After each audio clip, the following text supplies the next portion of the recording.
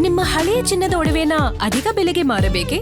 ಆಟಿಕಾಗೆ ಕಾಲ್ ಮಾಡಿ 8880 Attica gold company.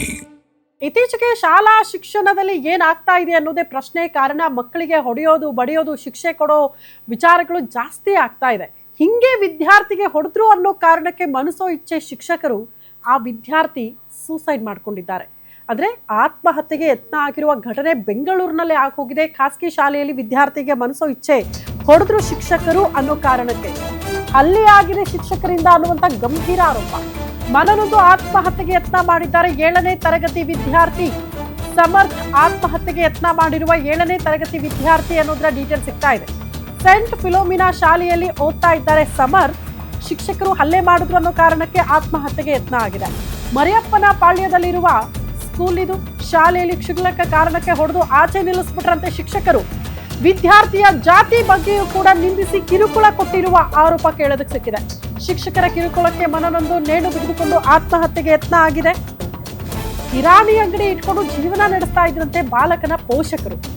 ಶಾಲೆಯಿಂದ ಬಂದ ಬಳಿಕ ಆತ್ಮಹತ್ಯೆಗೆ ಸಮರ್ಥ ಯತ್ನ ಮಾಡಿದ್ದಾರೆ. ಶಿಕ್ಷಕರು ಹೊಡೆದ್ರು ಅನ್ನೋ ಕಾರಣಕ್ಕೆ ಸಮರ್ಥ ನೇಣು ಬಿಗಿದುಕೊಂಡಿದ್ದನ್ನ ನೋಡಿ ಅಕ್ಕಪಕ್ಕದವರಿಗೆ ಅಣ್ಣ ಕೀರ್ತಿ ಬಂದು ಹೇಳ್ತಾರಂತೆ. ತಕ್ಷಣಕ್ಕೆ ಸ್ಥಳೀಯರು ಬರ್ತಾರೆ, ಯುವಕನನ್ನ ನೋಡ್ತಾರೆ, ಅಂದ್ರೆ ಬಾಲಕನನ್ನ ನೋಡ್ತಾರೆ. ಇಮಿಡಿಯೇಟ್ ಆಗಿ ತನ್ನನ್ನ ಕೆಳಗಿಳಿಸಿ ಆಸ್ಪತ್ರೆಗೆ ದಾಖಲು ಮಾಡಿದ್ದಾರೆ. ಆದ್ರೆ ಸಮರ್ಥ ಸ್ಥಿತಿ ಗಂಭೀರ ಅಂತ ವೈದ್ಯರು ಹೇಳಿದ್ದಾರೆ. ಶಾಲೆ ವಿರುದ್ಧ ಈಗ ಬಾಲಕನ ಪೋಷಕರು ಆಕ್ರೋಶವನ್ನ ಹೊರ ಹಾಕ್ತಿದ್ದಾರೆ. ಆತ ಡೆತ್ ನೋಟ್ ಬೇರೆ ಬರೆದಿಟ್ಟಿದ್ದಾನಂತೆ. ನೋಡಿ, ಸಾಯೋಕ್ಕೂ ಮುನ್ನ ಡೆತ್ ನೋಟ್ ಬರೆದಿಟ್ಟ. ಬಟ್ ಎನಿವೆ ಸ್ಥಳೀಯರ ಸಮಯ ಪ್ರಜ್ಞೆಯಿಂದ ಬಾಲಕನನ್ನ ಉಳಿಸಿ ಸದ್ಯಕ್ಕೆ ಆಸ್ಪತ್ರೆಗೆ ದಾಖಲಿಸಿದ್ದಾರೆ. ಆದ್ರೆ ಸ್ಟಿಲ್ ಆತನ ಪರಿಸ್ಥಿತಿ ಚಿಂತಾಜನಕ ಅನ್ನೋದ್ರ ಬಗ್ಗೆ ಡೀಟೇಲ್ಸ್ ಸಿಗ್ತಾ ಇದೆ. ಯಾವ ಕಾರಣಕ್ಕೆ ಹಲ್ಲೆ ಮಾಡಿದ್ರು ಶಿಕ್ಷಕರು ಇನ್ನೂ ಅದ್ರ ಬಗ್ಗೆ ಕ್ಲಾರಿಟಿ ಇಲ್ಲ. ಆದ್ರೆ ಏನೇ ಮಾಡಿದ್ರು ಕೂಡ ಅಷ್ಟರ ಮಟ್ಟಿಗೆ ಹಲ್ಲೆ ಮಾಡೋದ? ಮಕ್ಕಳು ಮನನೊಂದು ಈ ರೀತಿ ಆತ್ಮಹತ್ಯೆಗೆ ಯತ್ನ ಮಾಡ್ತಾರೆ ಅಂತ ಅಂದ್ರೆ ಎಷ್ಟರ ಮಟ್ಟಿಗೆ ಹಾಗಾದ್ರೆ ಶಿಕ್ಷಕರ ಕಿರುಕುಳ ಇತ್ತು ಅಂತ. ಈಗ ಮಕ್ಕಳ ಮನಸ್ಥಿತಿ ಕೂಡ ಸೂಕ್ಷ್ಮ ಬಿಡಿ, ಅದು ಬೇರೆ ವಿಚಾರ. ಆದ್ರೆ ಇಲ್ಲಿ ವಿದ್ಯಾರ್ಥಿ ಡೆತ್ ನೋಟ್ನಲ್ಲಿ ಶಿಕ್ಷಕರು ಹಲ್ಲೆ ಮಾಡಿದ್ದಾರೆ, ಮನಸ್ಸು ಇಚ್ಛೆ ನನಗೆ ಹೊಡೆದಿದ್ದಾರೆ ಅಂತ ಉಲ್ಲೇಖ ಮಾಡಿ ಇದರಿಂದ ನಾನು ಬೇಸತ್ತು ಆತ್ಮಹತ್ಯೆಗೆ ಶರಣಾಗ್ತಾ ಇದ್ದೀನಿ ಅಂತ ಆತ ಡೆತ್ ನೋಟ್ ಬರೆದಿಟ್ಟು ಯತ್ನ ಮಾಡ್ತಾನೆ. ತದನಂತರದಲ್ಲಿ ಆತನ ಸಹೋದರ ಅದನ್ನ ನೋಡಿ ಅಕ್ಕಪಕ್ಕದ ಮನೆಯವರಿಗೆ ವಿಷಯ ತಿಳಿಸ್ತಾನೆ. ತಕ್ಷಣಕ್ಕೆ ಬಂದಂಥ ಸ್ಥಳೀಯರು ಆತನನ್ನ ರಕ್ಷಣೆ ಮಾಡಿ ಆಸ್ಪತ್ರೆಗೆ ದಾಖಲಿಸಿದ್ದಾರೆ. ಸದ್ಯ ಆಸ್ಪತ್ರೆಯಲ್ಲಿ ಸಮರ್ಥಗೆ ಚಿಕಿತ್ಸೆಯನ್ನು ಮುಂದುವರಿಸಲಾಗಿದೆ.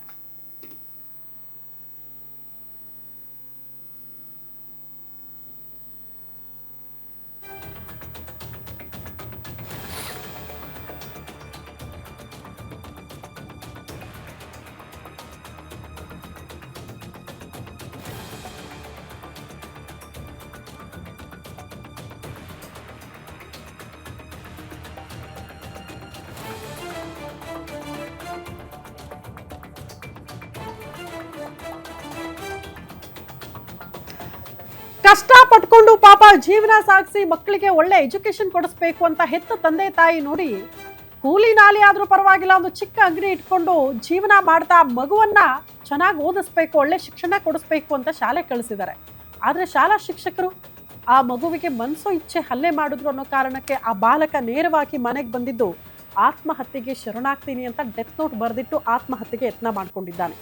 ಪಾಪ ಆತ ಬದುಕುಳಿದಿದ್ದಾನೆ. ಆದರೆ ಏನಾದರೂ ಹೆಚ್ಚು ಕಡಿಮೆ ಆಗಿಬಿಟ್ರೆ ಆ ಪೇರೆಂಟ್ಸ್ಗೆ ಯಾರು ಜವಾಬ್ದಾರರು, ಯಾರು ಉತ್ತರ ಕೊಡ್ತಾರೆ? ಇದು ಕೂಡ ಪ್ರಶ್ನೆ. ಹಂಗೆ ನೋಡಿದ್ರೆ ನಿಮಗೆ ಶಾಲಾ ವ್ಯವಸ್ಥೆಯಲ್ಲಿ, ಶಿಕ್ಷಣ ವ್ಯವಸ್ಥೆಯಲ್ಲಿ ಹೊಡೆಯಂಗೆ ಇಲ್ಲ. ಮಕ್ಕಳಿಗೆ ಹೊಡೆದ್ರೂ ಕೂಡ ಅಪರಾಧ. ಬುದ್ಧಿವಾದ ಹೇಳೋದು ಸರಿ, ಓಕೆ, ಒಂದೆರಡು ಏಟ್ ಕೊಡ್ತೀರಾ, ಸರಿಯಾದ ದಾರಿಯಲ್ಲಿ ಕರ್ಕೊಂಡು ಬರೋಕ್ಕೆ ಮಕ್ಕಳನ್ನ, ಓಕೆ. ಆದರೆ ಈಗ ಮಕ್ಕಳ ಮನಸ್ಥಿತಿ ಕೂಡ ಸೂಕ್ಷ್ಮ ಆಗಿರೋದ್ರಿಂದ ಮನಸೋ ಇಚ್ಛೆ ಹಲ್ಲೆ ಮಾಡಿ 4 ಜನರ ಎದುರಿಗೆ ನೀವು ಅವಮಾನ ಮಾಡ್ತೀರಿ ಅಂದರೆ ಮಕ್ಕಳು ಅದನ್ನ ಸಹಿಸಿಕೊಳ್ಳುವ ಮನಸ್ಥಿತಿಯಲ್ಲಿ ಇದ್ದಾರಾ? ಇದರಿಂದ ಏನಾದರೂ ಹೆಚ್ಚು ಕಡಿಮೆ ಆದರೆ ಯಾರು ಆ ಪೋಷಕರಿಗೆ ಧೈರ್ಯ ಹೇಳೋದು ಯಾರು? ಪೋಷಕರ ಜೊತೆಗೆ ನಿಂತ್ಕೊಳ್ಳೋದು ಯಾರು? ಪಾಪ ಇದಕ್ಕೆ ನಾವು ಶಾಲೆಗೆ ಕಳಿಸೋದು, ಶಿಕ್ಷಕರ ಹತ್ರ ಹೊಡೆಸ್ಕೊಂಡು ಬರಲಿ, ಮನೇಲಿ ಬಂದು ಏನೋ ಮಾಡ್ಕೊಳ್ಳಿ ಅಂತ. ಎಷ್ಟು ಆಘಾತಕ್ಕೊಳಗಾಗಿರಬಹುದು ಅಂತ ಪೋಷಕರು ಎಷ್ಟು ಕಷ್ಟ ಬಿತ್ಕೊಂಡು ಲಕ್ಷ ಲಕ್ಷ ಸ್ಕೂಲ್ ಫೀಸ್ ಕಟ್ಟಿ ಮಕ್ಕಳಿಗೆ ಒಳ್ಳೆ ಎಜುಕೇಷನ್ ಕೊಡಿಸ್ಬೇಕು ಅಂತ ಮುಂದಾದಾಗ ಮಕ್ಕಳು ಈ ರೀತಿ ಆತ್ಮಹತ್ಯೆಗೆ ಮುಂದಾಗ್ತಾರೆ ಅಂದರೆ ಇದನ್ನ ಸಹಿಸ್ಕೊಳ್ಳೋದಕ್ಕೆ ಸಾಧ್ಯನಾ ಪೋಷಕರಿಗೆ? ಸೊ ಸದ್ಯಕ್ಕೆ ಆ ಬಾಲಕನಿಗೆ ಚಿಕಿತ್ಸೆಯನ್ನು ನೀಡಲಾಗ್ತಾ ಇದೆಯಂತೆ ಆಸ್ಪತ್ರೆಯಲ್ಲಿ. ಬಟ್ ವೈದ್ಯರು ಹೇಳೋ ಪ್ರಕಾರ ಆ ಬಾಲಕನ ಸ್ಥಿತಿ ಈ ಕ್ಷಣಕ್ಕೂ ಕೂಡ ಗಂಭೀರ ಅನ್ನೋದ್ರ ಬಗ್ಗೆ ಡೀಟೇಲ್ ಸಿಗ್ತಾ ಇದೆ. ಶಾಲೆಯ ವಿರುದ್ಧ ಯಾರು ಹಲ್ಲೆ ಮಾಡಿದ್ರಲ್ಲ, ಶಿಕ್ಷಕರ ವಿರುದ್ಧ ಏನು ಕ್ರಮ ಆಗಿದೆ ಇನ್ನಷ್ಟೇ ಮಾಹಿತಿ ಸಿಗಬೇಕು. ಸದ್ಯ ಪ್ರಕರಣ ದಾಖಲಿಸಿಕೊಂಡಿದ್ದಾರಂತೆ, ಪೊಲೀಸರು ತನಿಖೆಯನ್ನ ಕೈಗೆತ್ತಿಕೊಂಡಿದ್ದಾರೆ. ಯಾವ ಕಾರಣಕ್ಕೆ ಹಲ್ಲೆ ಆಯಿತು, ಯಾವ ರೀತಿ ಹಲ್ಲೆ ಮಾಡಿದ್ರು ಅದ್ರ ಬಗ್ಗೆ ಇನ್ನಷ್ಟೇ ಕ್ಲಾರಿಟಿ ಸಿಗಬೇಕು. ಆದರೆ ಆ ಬಾಲಕ ಡೆತ್ ನೋಟ್ನಲ್ಲಿ ಬರೆದಿಟ್ಟಿರುವಂತಹ ವಿಚಾರ ಅದು. ಮನಸ್ಸೋ ಇಚ್ಛೆ ಹಲ್ಲೆ ಮಾಡಿದ್ದಾರೆ ಶಿಕ್ಷಕರು, ಇದರಿಂದ ಬೇಸತ್ತು ಆತ್ಮಹತ್ಯೆಗೆ ನಾನು ಯತ್ನ ಮಾಡ್ತಾ ಇದ್ದೀನಿ ಅಂತ. ಈ ಬಗ್ಗೆ ಮತ್ತಷ್ಟು ಡೀಟೇಲ್ಸ್ ಅನ್ನ ಕೊಡ್ತಾ ಹೋಗ್ತಾರೆ ಕ್ರೈಮ್ ಬ್ಯೂರೋ ಹೆಡ್ ಮಂಜುನಾಥ್ ದೂರವಾಣಿ ಸಂಪರ್ಕದಲ್ಲಿದ್ದಾರೆ. ಮಂಜುನಾಥ್, ಎಕ್ಸಾಕ್ಟ್ಲಿ ಆಗಿರೋದೇನು, ಸದ್ಯ ಸಮರ್ಥ ಪರಿಸ್ಥಿತಿ ಹೆಂಗಿದೆ ಅಂತ ಈಗ? ಬೆಂಗಳೂರಿನ ಜ್ಞಾನಭಾರತಿ ಪೊಲೀಸ್ ಠಾಣೆ ವ್ಯಾಪ್ತಿಯಲ್ಲಿ ಇರ್ತಕ್ಕಂಥ ಮರಿಯಪ್ಪನ ಪಾಳ್ಯ ಅಲ್ಲಿರ್ತಕ್ಕಂಥ ಒಂದು ಖಾಸಗಿ ಶಾಲೆಯಲ್ಲಿ ಸಮರ್ಥ 7ನೇ ತರಗತಿ ವ್ಯಾಸಂಗ ಮಾಡ್ತಾ ಇದ್ದ. ಈತ ಬಂದು RTE ಏನು ಒಂದು ಶಿಕ್ಷಣ ನೀತಿ ಇದೆ, ಆ ಒಂದು ಇದರಲ್ಲಿ ಸೆಲೆಕ್ಟ್ ಆಗಿ ಅಲ್ಲಿ ಒಂದು ವ್ಯಾಸಂಗವನ್ನ ಮಾಡ್ತಾ ಇದ್ದು.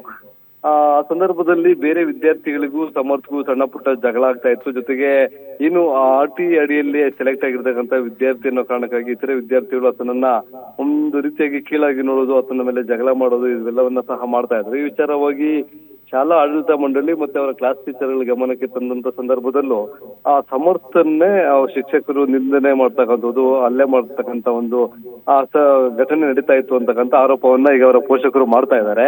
ಇದರ ಬೆನ್ನಲ್ಲೇ ನಿನ್ನೆ ಸಂಜೆ ಏನು ಶಾಲೆಯಿಂದ ಅವರ ಸೋದರ ಕೀರ್ತಿ ಅನ್ನೋರ ಜೊತೆಗೆ ಮನೆಗೆ ಬಂದಂತ ಸಮರ್ಥ ಅವರ ಅಣ್ಣ ಆಟೋಡೋದಕ್ಕೆ ಅಂತ ಬಟ್ಟೆ ಬದಲಾಯಿಸಿ ಹೊರಗಡೆ ಹೋಗ್ತಾರೆ. ಆ ಸಂದರ್ಭದಲ್ಲಿ ಏನು ಬೆಡ್ಶೀಟ್ ನಿಂದ ಫ್ಯಾನಿಗೆ ನೇಣು ಹಾಕೊಂಡಿದ್ದಾನೆ ಅಂತಕ್ಕಂಥ ಮಾಹಿತಿ ಲಭ್ಯವಾಗಿದೆ.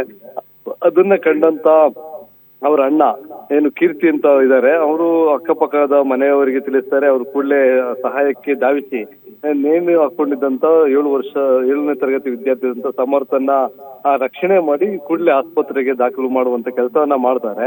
ಆತ ಕುತ್ತಿಗೆಗೆ ಬಲವಾಗಿ ಏನು ಆ ಒಂದು ಆ ಬೆಡ್ಶೀಟ್ ಇಂದ ನೇಣು ಹಾಕೊಂಡಿದ್ರಿಂದ ಕುತ್ತಿಗೆ ಭಾಗದಲ್ಲಿ ಗಂಭೀರವಾದಂತ ಗಾಯ ಆಗಿದೆ.